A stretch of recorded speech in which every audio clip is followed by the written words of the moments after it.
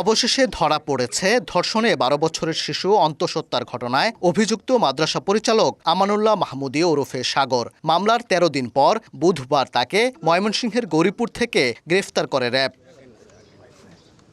শিশুটির মা সিলেটে গৃহপরিচারিকার কাজ করেন। স্বামীর সঙ্গে তার বিচ্ছেদ হয়ে গেছে। শিশুটি তার নানির কাছে থেকে মাদ্রাসায় পড়াশোনা করে। ধর্ষণে শিশুটি অন্তঃসত্ত্বা হয়ে পড়লে ঘটনা ধামাচাপা দেওয়ার জোর চেষ্টা চালায় সাগর। টাকা দিয়ে মীমাংসাও করতে চেয়েছিলেন তিনি। এতে শিশুটির মা রাজি না হলে মাদ্রাসা বন্ধ করে আত্মগোপনে চলে যান সাগর।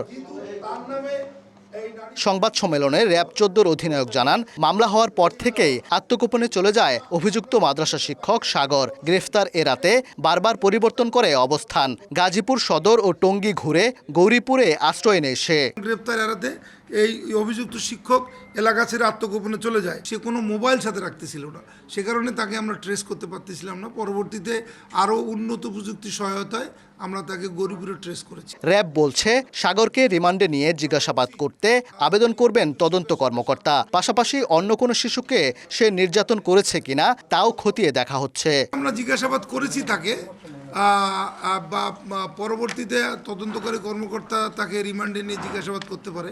আমরা প্রাথমিক জিজ্ঞাসাবাদ করেছি, সে খুব বেশি কোনো কিছু বলেনি। শিশুকে ধর্ষণ ও অন্তঃসত্ত্বার ঘটনায় আসামির দৃষ্টান্তমূলক শাস্তি নিশ্চিতের দাবি জানিয়েছে এলাকাবাসীও। নেত্রকোনা জেলার মদন থানায় ওবায়দুল হক, সময় সংবাদ, ময়মনসিংহ।